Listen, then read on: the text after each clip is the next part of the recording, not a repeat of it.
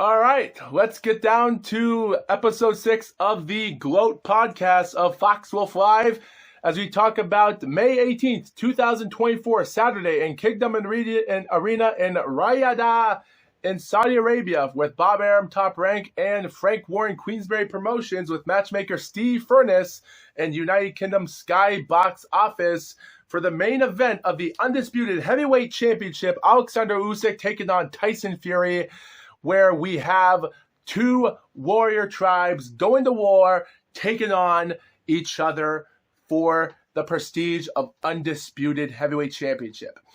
But wait, there's more. We have 10 boxing fights in this event on May the 18th. And if this fight does take place, if not, just like what happened in February, they did say that they are going to try to have another match in October, because I heard rumors said that whoever wins this fight will be guaranteed a rematch in October. We don't know if that's the case. We don't even know what the case is. Any other things, such as who's going to go down in history for who's going to do this, who's going to do that. No one knows if this Did anyone else get away? For a lot more of a boring fight, just like the Vladimir Klitschko and Tyson Fury fight. There's a lot of people that do have their own opinions. And because we only have like a 30-minute podcast, so it's not going to be that long, there is going to be like 3 or so topics I'm going to talk about today, guys. And the first topic I want to talk about is the card. Now, before we get to the main event, we have 10 fights. 3 world title fights: heavyweight, super featherweight, and cruiserweight. We have a lightweight, a heavyweight, and a light heavyweight, which 2 of them are intercontinental, and the other is the WBC silver lightweight title, which is not intercontinental. We have 4 non-title fights. The one that I don't find interesting is going to be Isaac Lowe taking on Hazubullah Ahmadi. That's just not going to be a fight I'm going to find interesting enough. But here's some other fights on the card I will find interesting, where ranked number 53 in box rank in the cruiserweight is David Mika taking on Michael Seitz. 12-0 for him, and he's ranked number 63, while David is 8-0. So it's going to be interesting to see who's going to go down, because whoever wins this fight is going to take on a good chance to be in the top 50 ranks for whoever wins. It's going to be a good undefeated fight. The light heavyweight fight of Daniel Lapine, he's ranked number 111 in box rank. He's 9-0, taking on 9-1 Octavio Pudivitur. Octavio, yes. Octavio. Not from My Little Pony, the cello girl from that, not her. This guy is Octavio, with his last name and his first name spelled with O. So he's ranked number 179 in the world. He has 1 loss in his 10 fights. His loss came against a 10-round unanimous decision against a random dude named Martin Halbin last year ago, and that guy is a nobody. He's nothing. So I just find Daniel Lapine winning this fight. But the WBO Intercontinental title fight, heavyweight, is going to be interesting, where you have a guy named Ilaj Mazentsev, a 25-3 fighter from Germany. He's 20 years old. He's ranked 229 in the world. Please, someone! His fights in his career and his losses were against nobody. Like, he lost against Tom Schwartz, that guy that would lose against Tyson Fury in 2019. Tom Schwartz was 14-0 at the time for the WBO Youth Heavyweight title, and he knocked out him out. They also had a rematch in September, about months after Tom Schwartz lost against Fury by round 2 knockout, and Schwartz won a fight some time ago, just a fight for the IBF International Heavyweight title, and he won a rematch against him. In July, Mazentsev lost against a nobody. That was in 6 rounds. So, this could be an easy win for Moses Itamo. He's from the UK. He's 19 years old, born in Slovakia. 8-0. There's not that much about his resume I could say is interesting. So, good luck if he actually wins this fight. It's going to be interesting to talk about, but to be honest, I do find this fight interesting.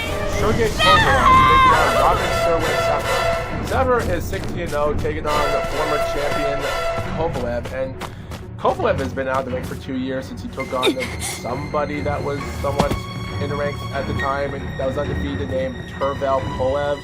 which he is related to Kubrat Pulev, the two-time title unified fighter that lost against Klitschko in 2014 and against AJ in 2020.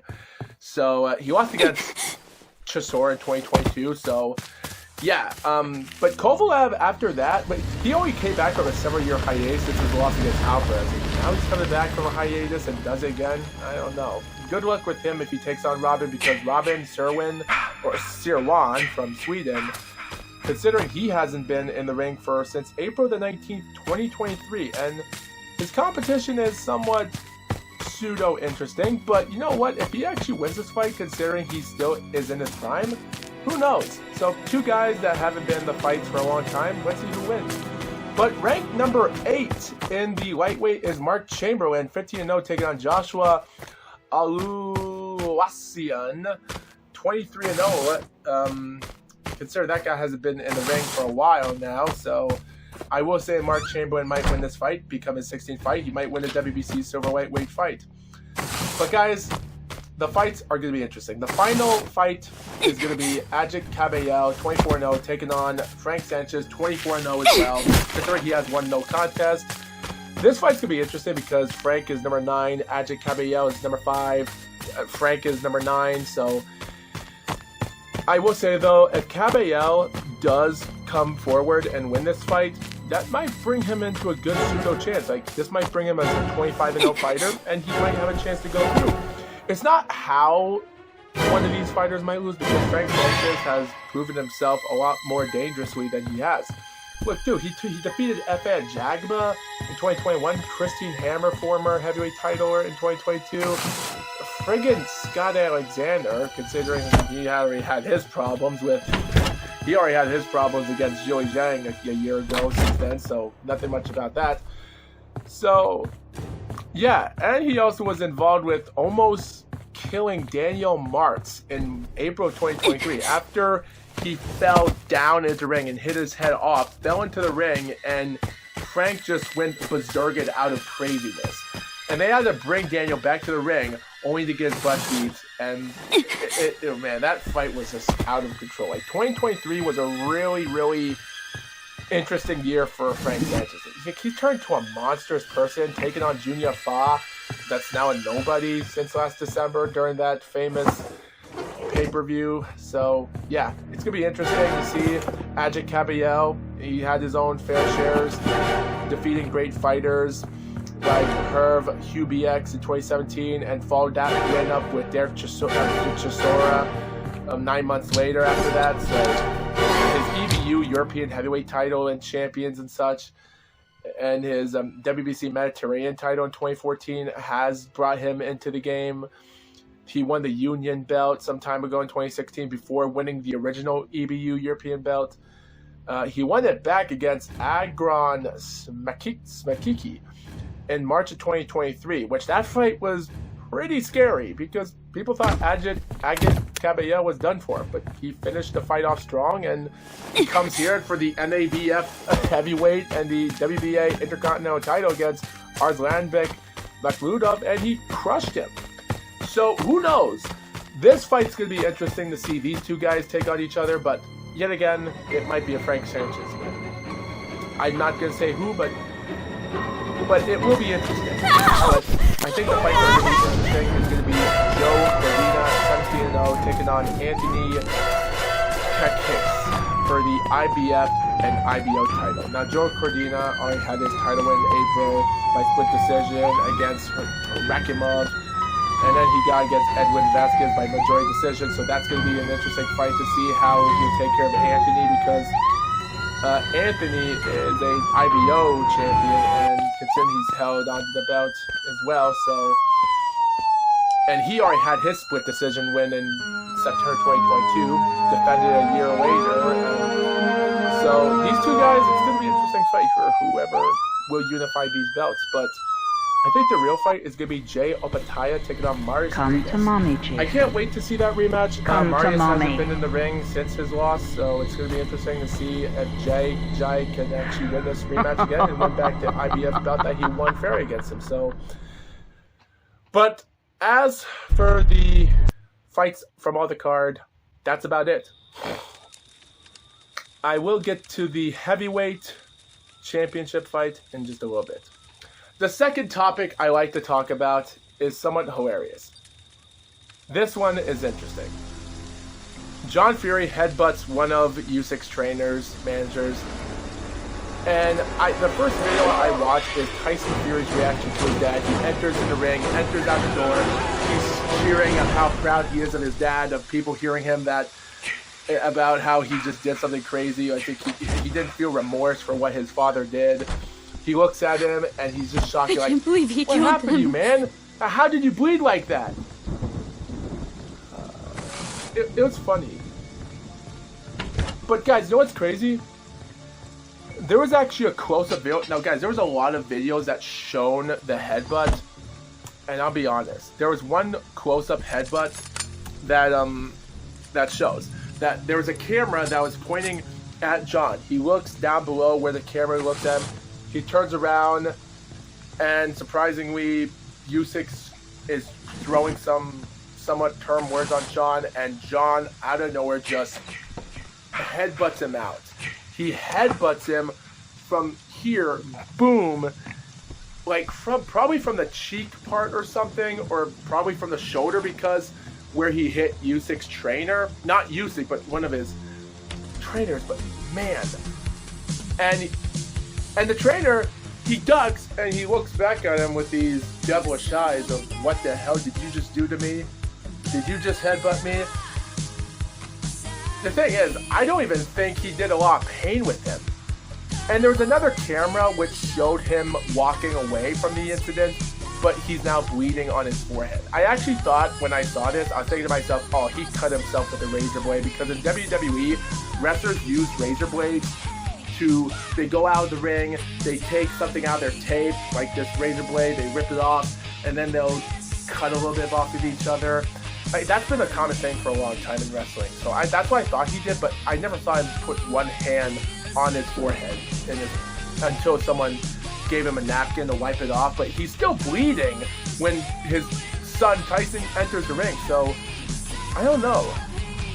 I don't know how John Fury got bled and Usyk got away unscathed for how he got headbutted. It's hilarious to talk about, but man, I don't know.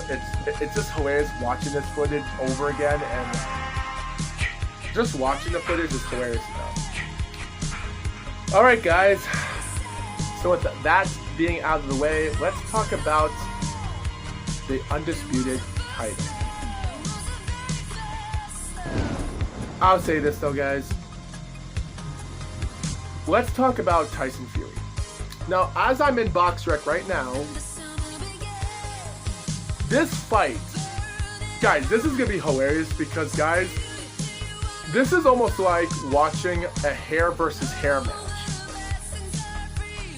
And I'm not, and yes, I am putting it into a little bit of a WWE thing here, because there has been some matches where you've seen hair versus hair matches. Whoever loses, they get their hair cut off. But dude, this is hilarious. I'm seeing, we have two guys, Ukraine and the UK, fighting for Undisputed Heavyweight Championship. And in my mind, I just find this a 12-round fight where two guys are undefeated, someone's going to have to go. And even though I'm still questioning this, because I don't know if the fight is going to take place in May the 18th, in 4 days from now, I don't know if it will while I'm making this podcast.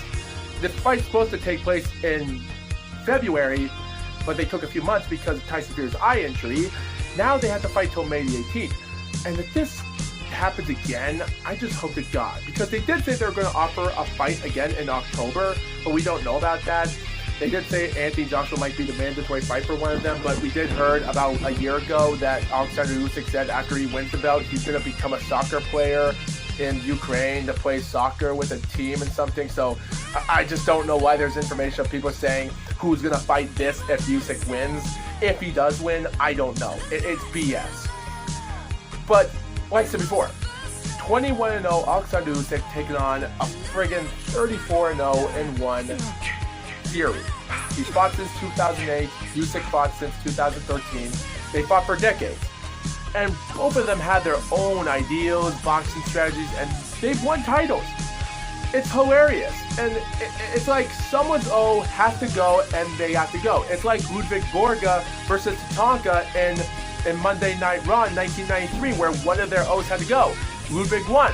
Like I said before, it's almost like the Brian, Vinny, and Craig show when they talked about that, when Brian said it's like a hair versus hair match. Like, you know the match is BS, but you know when the match ends, someone is definitely going to get bald. And you have Tyson Fury and Usyk. Any person is going to win. So, anytime now when the match is over for Usyk win, you might not see Tyson Fury maybe not hair anymore. So, and that reminds me of how Brian made a joke of how Tarzan boy might not have hair anymore. So, it's BS, but it just reminds me of that. Like, can you imagine if whoever wins Tyson Fury versus Oleksandr Usyk for the Undisputed title, whoever wins has to get their hair cut. Can you imagine if one of them is gonna go bald right now? Dude, that would be hilarious. Like, this whole face right here is gonna go completely bald.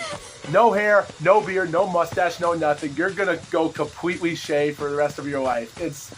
That's what this whole thing reminds me of. It's so funny that anything can go wrong. But here's the thing. Tyson Fury has came close a lot in his career. And guys, okay guys, let me just get to the, let me just try to, okay, let me just take a breath for a second and just, let me explain this in a normal way possible. So in 2008, in December the 6th, Tyson got his first fight. First round knockout. So yeah. And then he takes on a 21-3 fighter in his second fight, which is pretty interesting. And he wins. And he takes his time in 2009, winning other fights against journeyman nobodies. But yet again, they're fights with long records. But then his first legit fight was for the BBBFC English heavyweight title against John McDermott, where referee Terry O'Connor, when the final bell rang in the final seconds, he grabs Tyson Fury's arm, signaling he's the winner. Now keep this in mind, guys. In the UK, sometimes the referee is the only judge judging the fight. That has been a thing back in the old days, during the 1800s and 1900s, where lineal heavyweight champions and other champions back in weight classes, that the referee was the one to judge the fight. So yeah, but the scorecard, in my opinion, when I saw that fight, John McDermott definitely had 96-94, and other people had it too. People think John won 6-4 on Fury in that fight, and this fight took place in September 11th, 2009. Interesting date. But Terry O'Connor scored it 98-92 in favoring it Fury. So that's like the first hardest, tough fight, I had to say. It had to be for Fury. Now, of course, he would take a couple nobodies, and then he would have a rematch with John McDermott for the vacant BBBFC belt for a rematch. And of course, Fury knocked him out. Like, he was deducted a point in round 7 for some hilarious reason. But he got him out in one round, knocked him down twice in round 2, round 9, and won. The referee in that fight was Dave Paris, if you viewers are probably wondering, but this was a 12-round fight, so there were 3 judges down in betwixt one corner of the ring, so there were 3 judges that night, which weren't Terry O'Connor. And by the way, when looking at Terry O'Connor, I try to find if there were other fights that he refereed, but when trying to find Terry O'Connor, there were some fights of Phil Edwards that did referee and judge Tyson Fury's fight. Oh yeah, and here, Terry O'Connor did judge the fight with Fury versus Martin Rogan in April of 2012. He also judged the fight 3 months later against Vinny Madalone. He also refereed a fight in December that same year with Terry O'Connor. Man, he refereed 3 of 3 fights he didn't referee, he judged 3 out of 3 fights in Tyson Fury's career in 2012. Jesus. And his last fight was against contender Kevin Johnson. Jeez. Is there any more Terry O'Connors to talk about? Yeah, he also refereed Christine Hammer in February 2015. Sheesh. Dang. So, okay.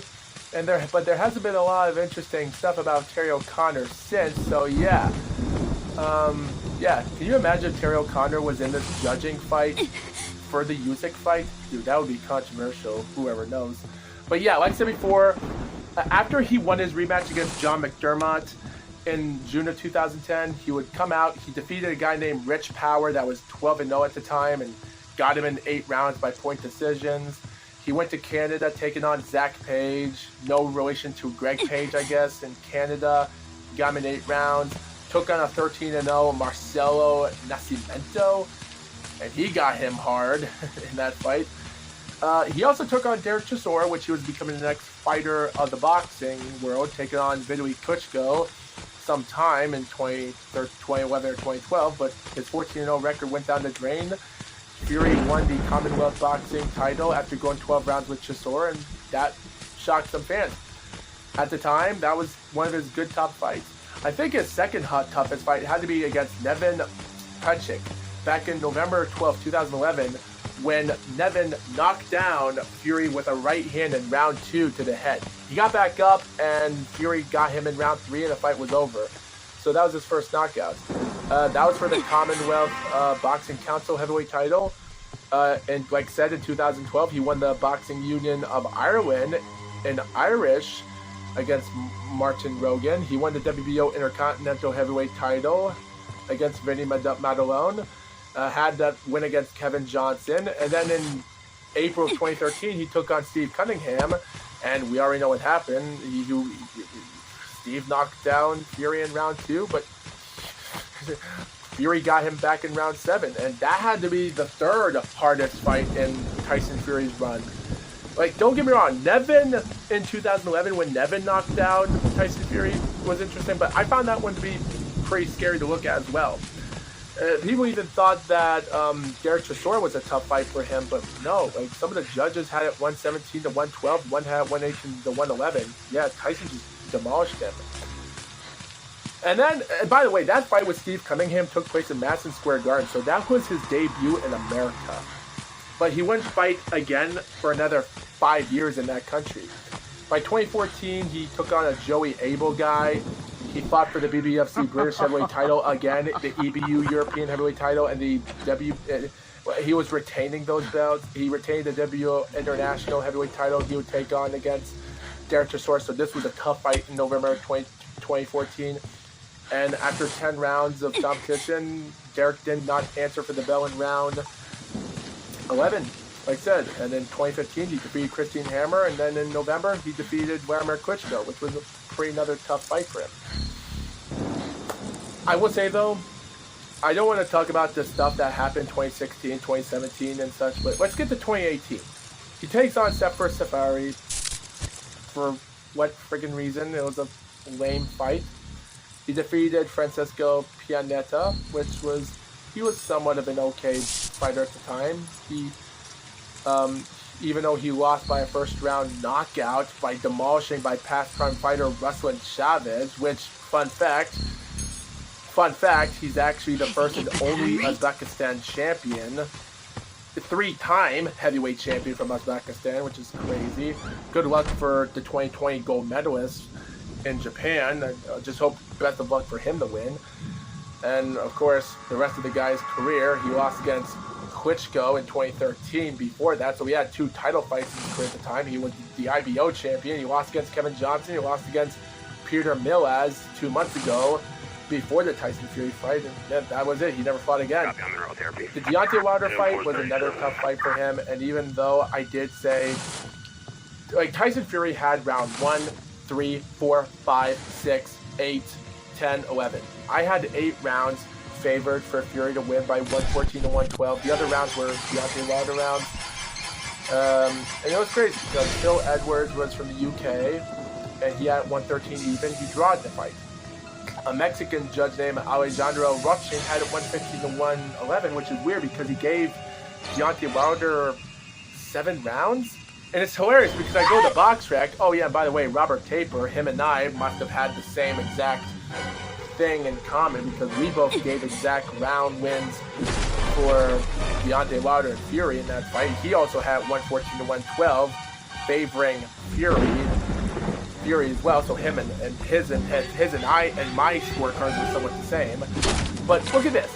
Oleksandr from Mexico and Robert Capers from America, so he favored Fury. So the judging in that fight had nothing to do with where you came from, is what I'm trying to say.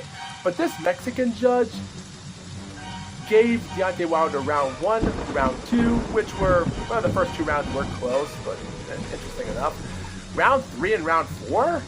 What? And then he gives him round 9 and round 12. He also gave him round 8, which round 8 was not a Fury round. Like, dude, round 3, round 4, and round 8 were definitely Tyson Fury rounds. And Oleksandr gave Deontay Wilder the first 4 damn rounds, and he gave him round 8, which was not even a round he won. It's so crazy. So that fight ended in a draw, and Fury took on Tom Schwartz at 74. He won the WBO Intercontinental belt, took on Otto Pelin. We know what happened there. Another hard fight, and he defeated Deontay Wilder, which, who knows what happened there. And they had a rematch in 2021. Again, took on Dwayne White, which was a pretty entertaining fight. And then he had a rematch with Derek Chisora in that same year in 2022, and for some reason, why? Francis Ngannou? I don't know. It seems like Tyson Fury had barely won the fight, because Deontay Wilder 3 fight was also another close fight that Wilder would have won, just like how he knocked him out in round 12 in the first fight they had, of how Wilder almost won that fight. He almost won the third fight when referee Russ Morrell just counted so slow. It almost looked like Fury got back up at the count of 11. And referee Russ counted to 8 when he got back up. It's kind of weird that there was no person out in the arena holding on to a Michael Jackson glove counting for him. So yeah, I just find this hard to understand why I believe Fury is able to win this fight. He's been struggling a lot. For Oleksandr Usyk, same thing. Like his first 4 fights in 2013-14 were heavyweight fights. Then he goes to cruiserweight. He takes on some interesting competition. He defeated Gulowski from Poland in his country backyard in 2016. Got the WBO belt. Defeated Michael Hunter. Good fight. Marco Hulk in the quarterfinal of the cruiserweight tournament. Marius Briedis, that was a majority win. Nurat Gassiv in the finals was a dominant fight for the cruiserweight. Tony Bellew was another close fight that no one thought he was going to win, and he did it. The Chaz Witherspoon was crap. Derek Chisora, surprising how Derek put in a good effort in that fight with Usyk, which is surprising, which goes to show you of how Fury defeated Chisora 3 times in horrific fashion, but Usyk barely defeated him in 7 rounds to 5, in my opinion. Yeah, this is going to be an interesting fight. His wins against AJ in 2021 and 2022 were interesting perspective. It is interesting how AJ found the work of throwing body shots into him in the second fight, got split decision, and then Daniel Dubois followed suit with AJ to throw body shots, and he got him easily in that fight last year. And yeah, it was crazy. It was controversial, but it is what it is. And so it just goes to show you that both of these two guys had their own weaknesses. So my final thoughts and prediction to this entire thing is this. Now, I'm going to make this short and sweet. What I find interesting about this is that each fighter is going to enter in the fight different. Now, guys, I'm thinking to myself that the first 6 rounds is going to be a really steady fight. Not one is going to punch each other or respect each other, because I have a feeling in the first 6 rounds is going to be the same thing as the Vladimir Klitschko and Tyson Fury fight, where nothing is going wrong, and after probably 8 or 9 rounds, something does happen, and then the final few rounds, it becomes Vladimir trying to fight back hard at the end, finish with a bang. But that's what it makes me feel like, because Fury is a 6'9" tall dude, and Usyk is 6'3". So I'm a little bit considered, how is he going to hit body shots with Usyk? Damn it! Just furthermore, Usyk has great skillful styles in his points, but he barely squeaked out a win in 2022 and 2023. But that's the same thing as for Fury, because don't get me wrong, Fury wasn't prepared to go into the fight when he took on Valine in 2019 and Francis Ngannou in 2023, because he thought those 2 fights were piece of cakes, not realizing they weren't. And yeah, but he knows this is going to be a really serious fight, and he has to take it carefully. So I do believe the first 6 rounds are going to be right down the wire, where one person might not punch each other. Maybe in the final seconds of the round, someone's going to make the attack formation and win that round. But the final 6 rounds might be something interesting. Because you guys got to understand, every time we think that you're about to win a fight against Usyk, Usyk comes back at the end of the final round no matter what. Fury sometimes can come back once in a while, but he can actually finish the fight strong. So each of these guys have to know that the final round is what it's all about. So I believe that the final rounds are going to be 12 rounds, like probably a split decision, maybe a majority decision. I just hope it's not a draw, because I'm still saying that. Because Usyk could still win. Usyk could still come out, because even though both Usyk and Fury have had split decisions, majority decisions, and controversial wins in their career, which has taken place a lot, as I just talked about the information of each of their fights. So they do have their weaknesses when it comes to boxing, but their own style is whoever is going to make the first mistake is going to be the end of their run. Because one punch can end it all no matter what. So Usyk, in my opinion, has to take it seriously in the light. You could go for Fury, because even though Fury is somewhat of a Muhammad Ali type person where he can attack his person and punch it back, he can actually trick his opponent, considering he's actually like a friggin' 200 and something pound. Like, he's a heavy dude. Oleksandr Usyk's fights from 2021 to 2023, he's staying at 221 pounds. But you guys gotta understand that the shorter you are, the more harder it is that the taller fighter might defeat you. But Fury can actually throw in some good combinations once in a while. But you have to understand, he's been knocked down 7 times in his career. Nevin, Steve Cunningham, 4 times against Deontay Wilder, once with Francis Ngannou. He's been knocked down 7 times in his career. Usyk should have been knocked down once, but he's still knocked down 0 times in his career. Guys, can you imagine if Fury knocks him down in this fight? That's going to send shockwaves around the world. Even if Usyk knocks out Fury, that's going to be interesting. This will be a crazy story moment if one of them decides to take the padding out of their gloves and start cheating to throw punches that hurt their opponent. Which I hope that won't be the case, but...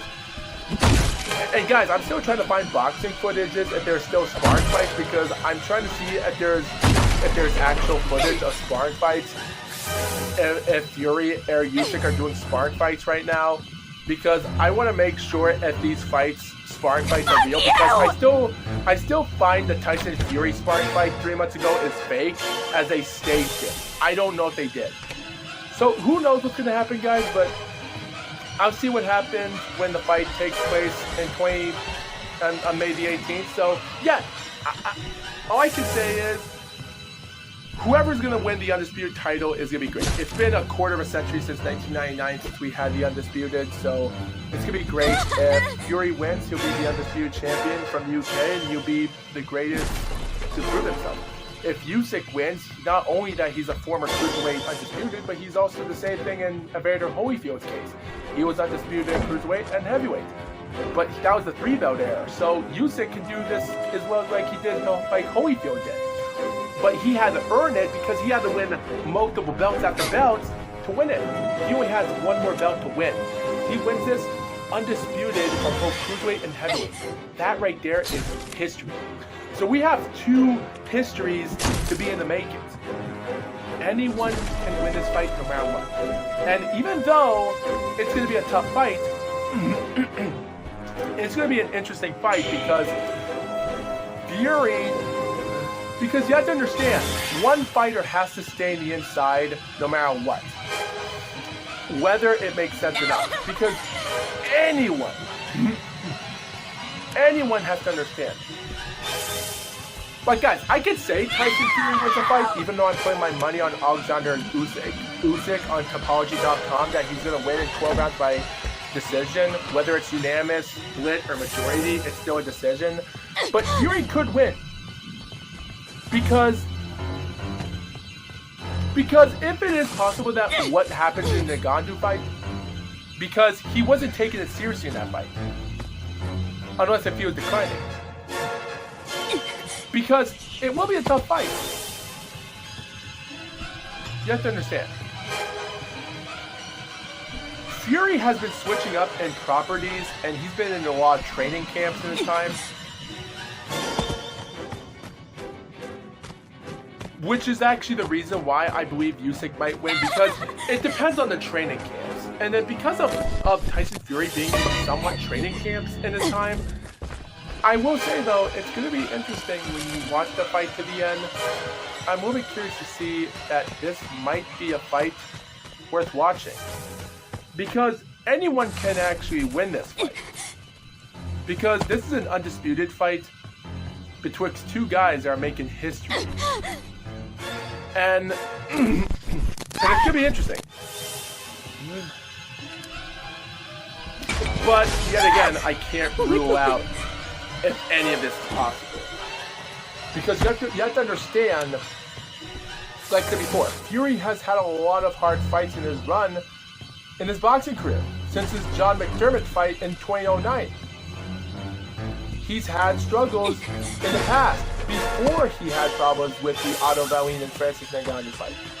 He even took on a lot of good amount of undefeated fighters. Like he's taken on not 1, not 2, not 3, not 4, not 5, but 6, 7 undefeated fighters in his career.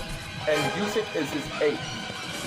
Usyk has barely taken on not 1, not 2, not 3, not 4, but now 5 if he defeats Fury. So Fury has taken on a good amount of undefeated fighters. And even though there's times you think to yourself his resume is not that much to talk about, it is so much to talk about when you think about the John McDermott controversy, how he even went on in his young prime against Derek Chisora, and had his way with how hard his other fights were with Steve Cunningham, and mostly Vladimir Klitschko, because he had to handle the final rounds because he did cheat by deducting points when he hit him behind the head in round 11. He also did that to Wilder in the second fight. Like Fury is a cheater. He gets deducted points easy. So if he deducts a point in any of the rounds in this fight, dude, that might cost him the fight. Which is also another reason why I believe that Usyk might win, because I don't see Usyk cheating that much. So because guys, Fury's gonna win nonetheless. If he actually cheats out one bit, depending on how greedy the referee is, because guys, if the referee is that strict on the cheating rules aspect, it's gonna be interesting. Because if they have their referee, Jack Reese, being the referee, the man that refereed the first fight with Deontay Wilder and how he gave him a chance to get back up in the 12th round, because you don't know how strict these referees are, whoever's going to referee the fight. Knowing that if Fury does think about throwing some dangerous combinations and deducting points, he better, just to make sure that Usyk has a chance of winning. And we just hope this won't be a dirty fight, which I do have a feeling, but in the first few rounds, like 6 rounds, like I said before, the fight might go by slow because one person doesn't want to mess up. And so I do have a feeling that the first round is going to be a boring fight, but depending on who's going to win is going to be my own problem, because, like I said before, it's not that simple when you have to take on a 6'9" Gypsy King, because I find it hard for the Gypsy King to start ducking his body down, taking on a 6'3", and trying to throw body punches. I just find that hard to see Fury doing that. Like, he managed to do it on Wilder in the second fight because Wilder was 6'7", and he managed to have problems that fight because he gained a lot of weight, and Fury managed to get good body shots on him. But Usyk isn't an overweight type person, and he doesn't make those mistakes like what happened to what Wilder did. So I just find this to be Usyk's chance. But when looking at it from this perspective, I don't really know, because it's going to be a tremendous heavyweight clash. a massive fight in Saudi Arabia, Eddie Hearn said. And I agree, because it's going to be great for boxing, great for the Undisputed title after 25 years. But there's one more thing I like to point out.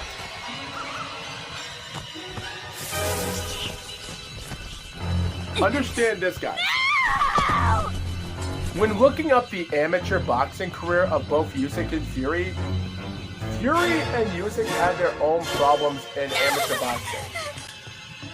Because Tyson Fury never took on a lot of great opponents in his career, and the fights that he lost against were against guys that were somewhat unknown in the time.